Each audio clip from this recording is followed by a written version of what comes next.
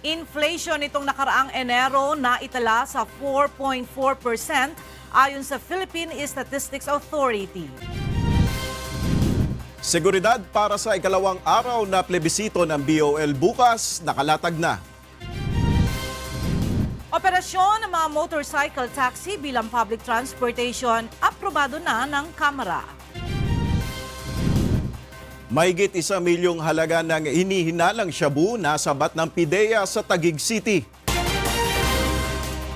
Magandang tanghali, patuloy na bumabagal ang inflation rate sa buong bansa na naitala sa 4.4% nitong Enero batay sa ulat ng Philippine Statistics Authority o PSA.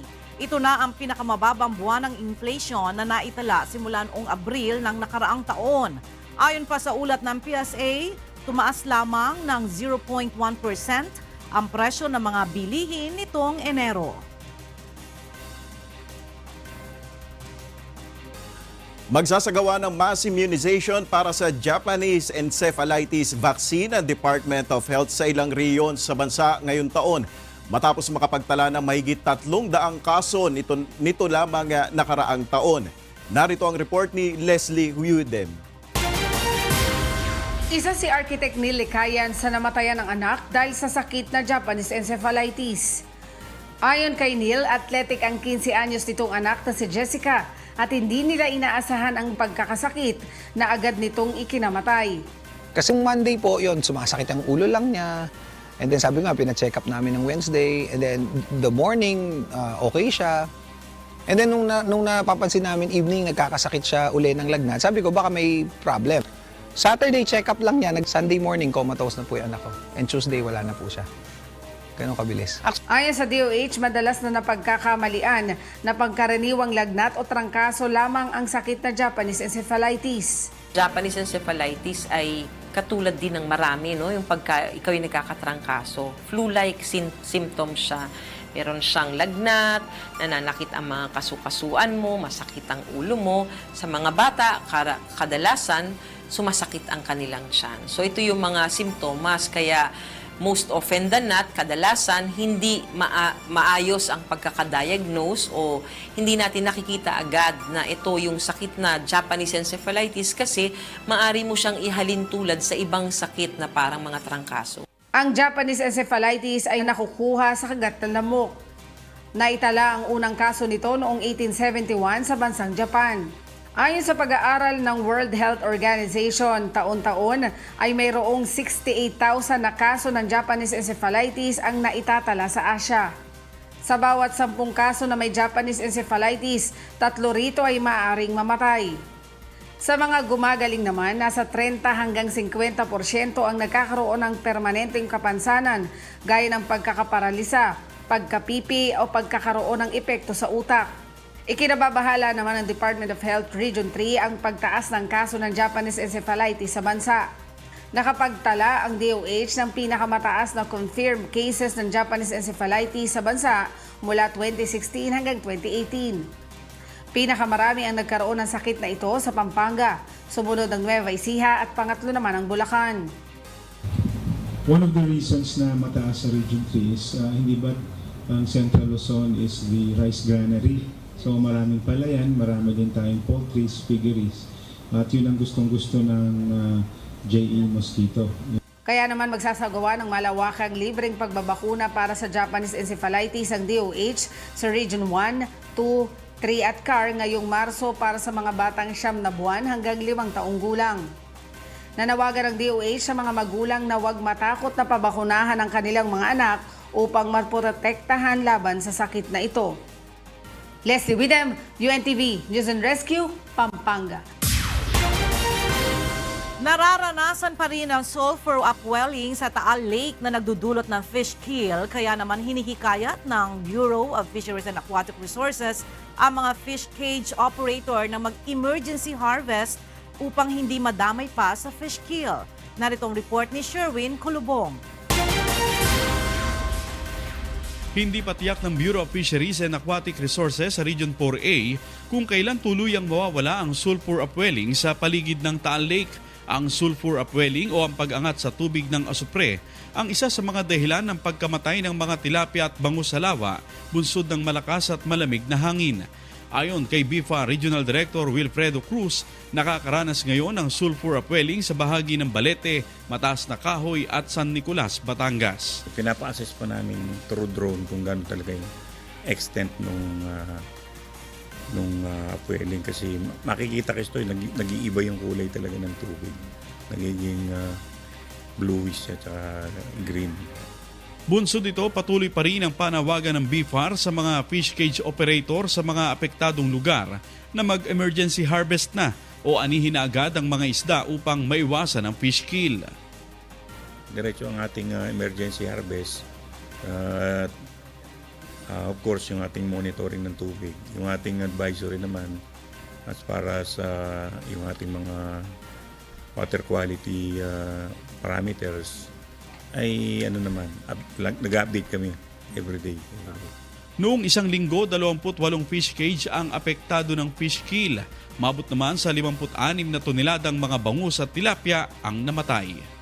Sherwin Kulubong, UNTV News and Rescue, Batangas.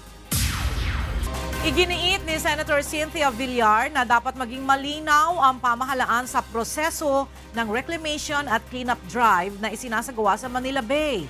Mula sa Manila, nasa linya ng telepono si May Bermudez para sa detalye ng balita. Yes, May!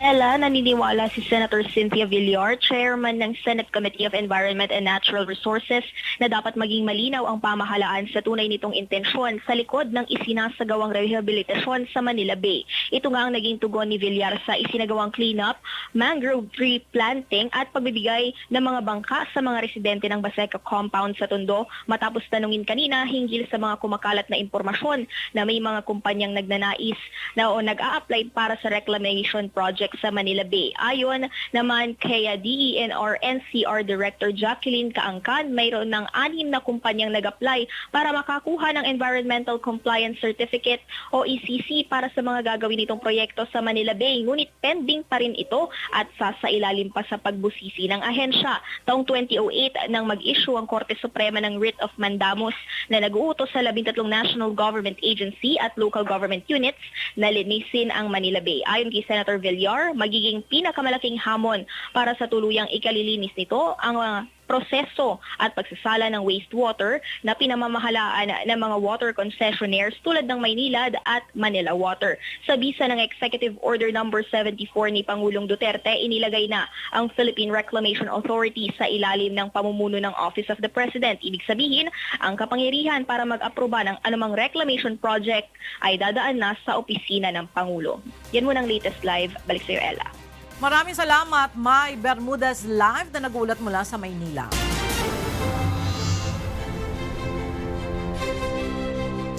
Mahigpit na ring imomonitor ng Commission on Elections ang gastos ng mga kandidato sa pangangampanya sa social media. Batay sa bagong COMELEC campaign rules, kailangang irehistro ng mga kandidato ang lahat ng websites at social media pages na ginagamit sa kanilang pangangampanya. Narito ang report ni Aiko Miguel. Babantayan na rin ng Commission on Elections ang campaign expenses o gastos ng mga kandidato sa pangangampanya gamit ang social media. Sa ilalim ng COMELEC Resolution No. 10488, inaatasan ng mga kandidato at political parties na irehistro ang pangalan ng kanilang website at web address ng kanilang official blogs at social media pages. Sakop din ng kautusan ng iba pang mga blogs at websites na ang pangunahing layunin ay ikampanya ang isang kandidato. Ang ipaparegister nila yung mga websites na inaako nila as theirs. Pag hindi naman sa kanila, it will be treated a little differently, no? Pag claim mo yung website as yours, then one of the consequences of that is makikita natin ng mas madali yung ad spend from that account. Ad spend kasi ang pinag-uusapan dito eh. It's how much you paid the platform to basically push your message to other people. So, it will be part of the cost. Isinama na ng COMELEC ang ganitong campaign rules dahil nagagamit na talaga ng mga kandidato ang social media sa pangangampanya para makakuha ng boto sa publiko.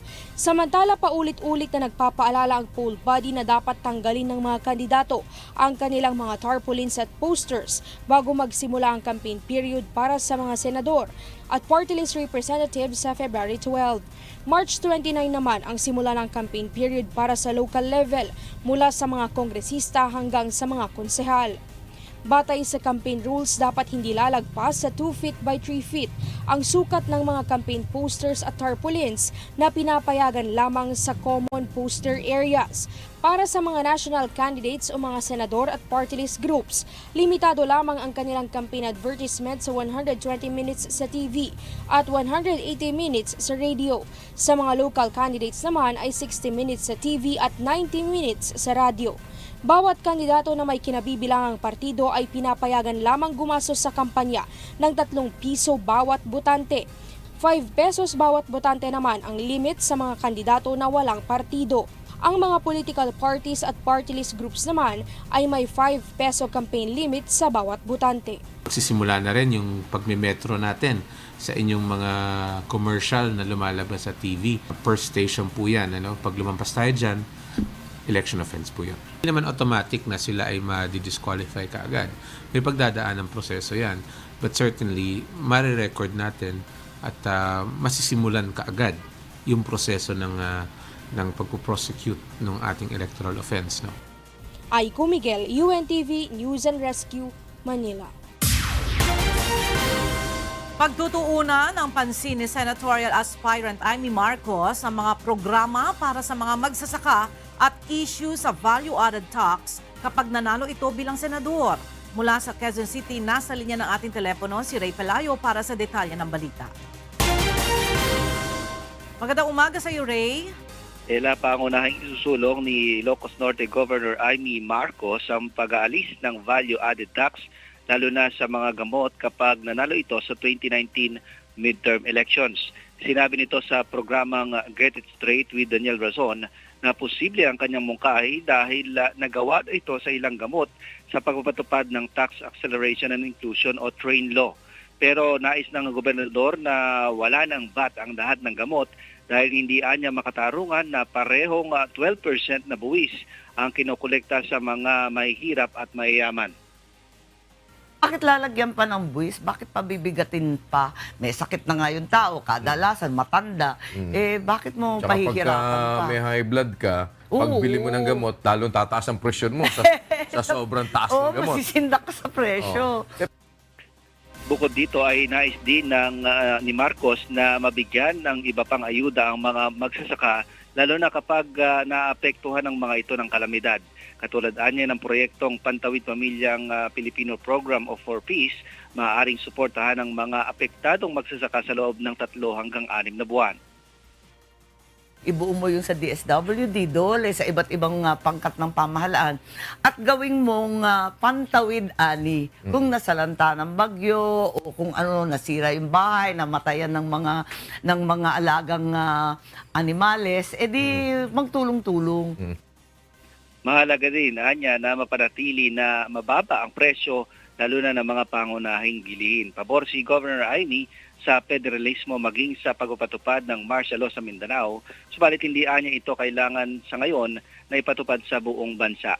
Tila hindi na rin interesado si Marcos na buhayin pa ang Bataan Nuclear Power Plant. Itinayo sa panahon ni dating Presidente Ferdinand Marcos. Subalit sa ngayon anya ay marami nang nawawalang gamit. Sa halipa niya ay magtayo na lamang ng mga mapagkukunan ng renewable energy gaya ng solar, windmill at hydroelectric power plant.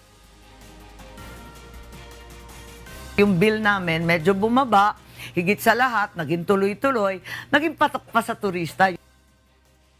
Ayon pa kay Marcos, kailangan lamang anya na i-review ang Renewable Energy Act para hindi maging dehado ang gobyerno. Ella? Maraming salamat, Ray Pelayo live na nagulat mula sa Quezon City. Positibo ang Armed Forces of the Philippines Western Command sa mas mapayapa at maayos na ikalawang araw ng plebisito ng Bangsamoro Organic Law o BOL bukas. Mula sa Zamboanga City, may report si Dante Amento live. Dante. Yes, magandang umaga, Nel. Isasagawa bukas ang ikalawang araw ng plebisito ng Bangsamoro Organic Law o BUL. Ang plebisito ay gagawin sa probinsya ng Lanao del Norte, liban na lang sa Iligan City. 28 barangay sa North Cotabato mula sa bayan ng Alyusan, Carmen, Cabacan, Midsayap, Pikit at Pigkawayan. Kaugnay nito, ayon sa AFP Western Mindanao Command, nakahanda na ang seguridad para sa ipapatupad na plebisito. Kahapon inikot ni Westmencom Commander Lieutenant General Arnel de la Vega ang mga kampo ng militar sa lugar. Pinulong ang kanilang ground commanders at pinag-usapan ang magiging seguridad. Ayon kay Colonel Jerry Bisana, Westmencom spokesperson, sisikapin nilang maayos at mapayapa pa ang buong proseso ng plebisito kaysa nauna nang isinagawa noong January 21. Pag-usapan doon ng deployment ng tropa, how we can address yung katulad na mga situation kung sakasakali man para yung nangyari man noong January 21 ay mas maganda ngayon, February 6.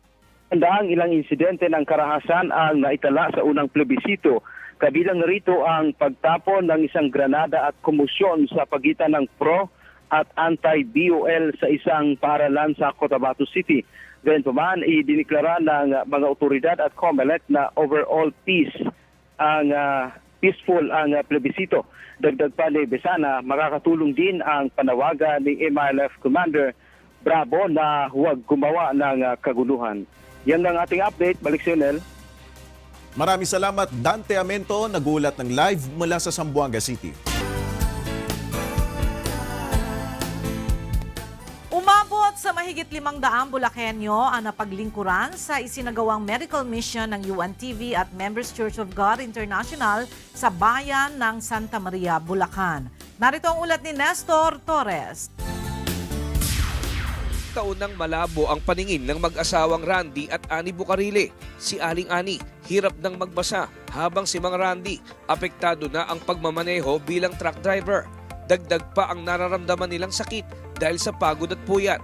Ang kanilang anak naman na si Andre, idinadaing naman ang ubo, sipon at lagnat. Kaya nang magkaroon ng medical mission ang UNTV at Members Church of God International sa kanilang barangay sa Parada Elementary School sa bayan ng Santa Maria, Bulacan, hindi na pinalagpas ng pamilya Bucarile ang pagkakataon para magpakonsulta sa doktor at magpa-check up sa mata. Laking tuwa naman ng mag-asawa nang mabigyan sila ng libreng salamin sa mata at gamot. Nabalitaan po namin na may medical po mission dito sa may eskwela. So, green-up na po namin yung pagkakataon na to para mapacheck up po yung aking anak. Saka yung sa pag-optical po na kailangan po namin ng salamin. Brother Eli, maraming salamat po sa ganitong pagkakataon na binigay niyo sa mga katulad namin na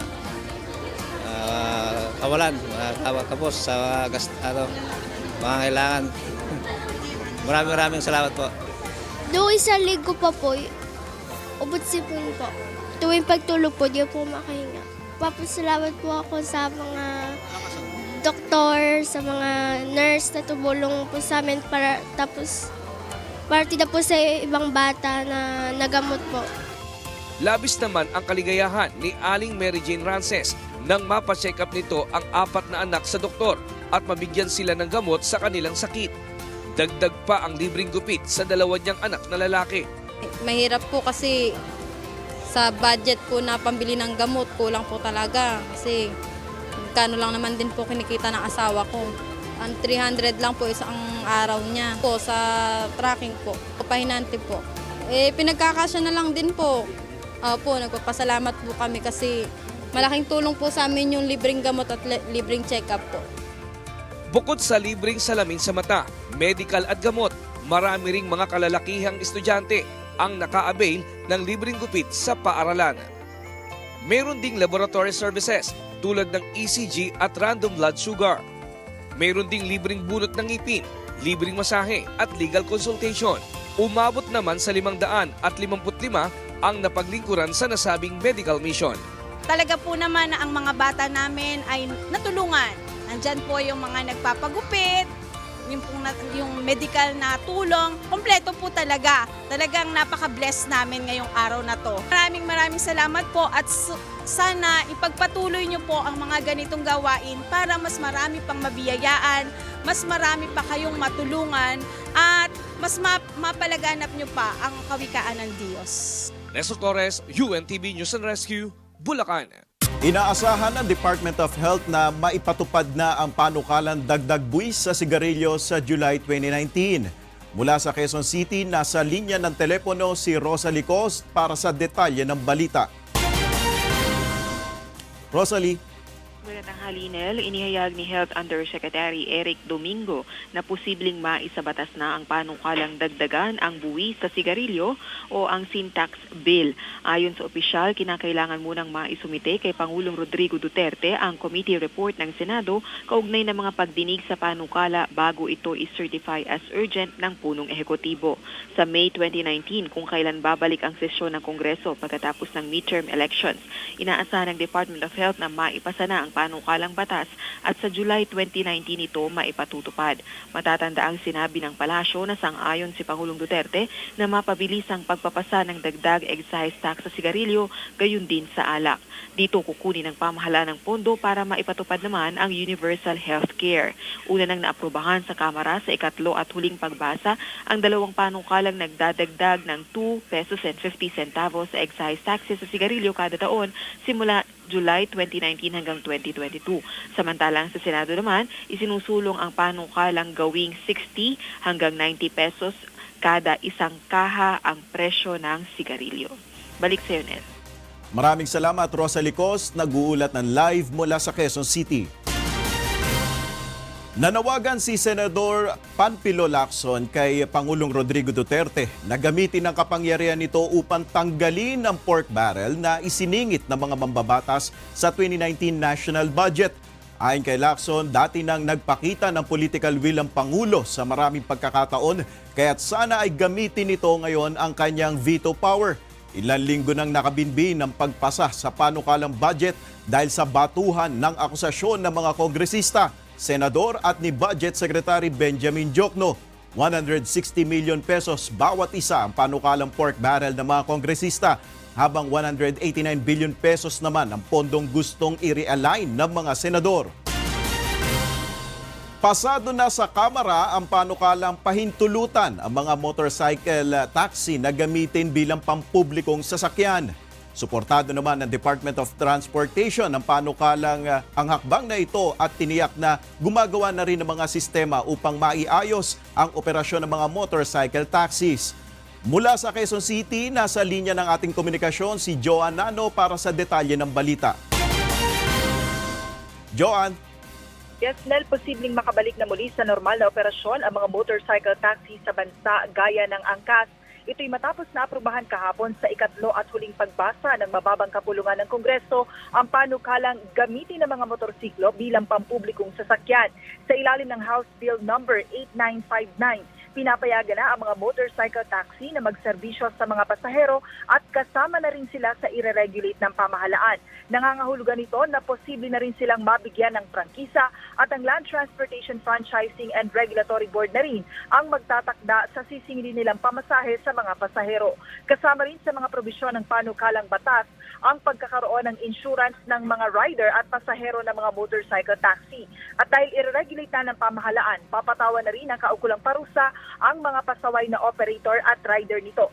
Sa ngayon ay hinihintay pa kung maaaprubahan rin ang kaparehong bersyon nito sa Senado na kasalukuyan pang nakabinbin sa committee level bago ganap na maisabatas.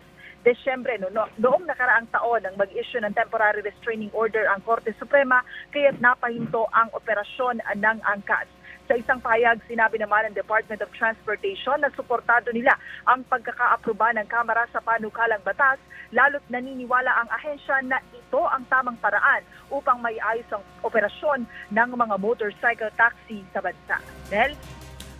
Maraming salamat, Joan Nano, nag-uulat ng live mula sa Quezon City. Pasado na sa mababang kapulungan ng Kongreso ang panukalang pagbibigay ng 20% discount sa mga estudyante sa lahat ng pampublikong transportasyon.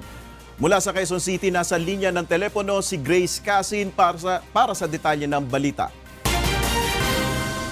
Grace. Nel, kapag naisabatas na ang House Bill No. 8885, lahat ng estudyante ay magkakaroon na ng 20% discount sa lahat ng pampublikong sasakyan, gaya ng jeep, bus, taxi, tren, tricycle, vehicle for hire, aircraft at marine vessel. Sa kasalukuyan, ipinatutupad lang ito sa ilang mga pampublikong sasakyan sa ilalim ng Memorandum Circular ng Land Transportation Franchising and Regulatory Board o LTFRB. Sa ilalim ng panukalang batas, makaka-avail na ng discount ay ang mga estudyanteng Pilipino na naka-enroll sa elementary, secondary, technical and vocational at maging sa higher education institution. Kailangan lamang nilang ipresenta ang kanilang identification card o valid enrollment form at isang government-issued ID. Kahit holiday at weekend, may discount pa rin para sa mga estudyante. Samantala, hindi naman sakop ng panukalang batas na ito ang mga postgraduate students at mga naka-enroll sa short-term courses. Noong 2018, unang ipinasa ng Senado ang kanilang versyon ng panukalang batas na ito. Posible na itong isalang sa bicameral conference at kapag naipasa na ito, iraratipikahan ito ng dalawang kapulungan ng Kongreso at sa kanila ibibigay kay Pangulong Rodrigo Duterte upang ganap na maisabatas. Nel? Maraming salamat, Grace Casin, nag-uulat ng live mula sa Quezon City.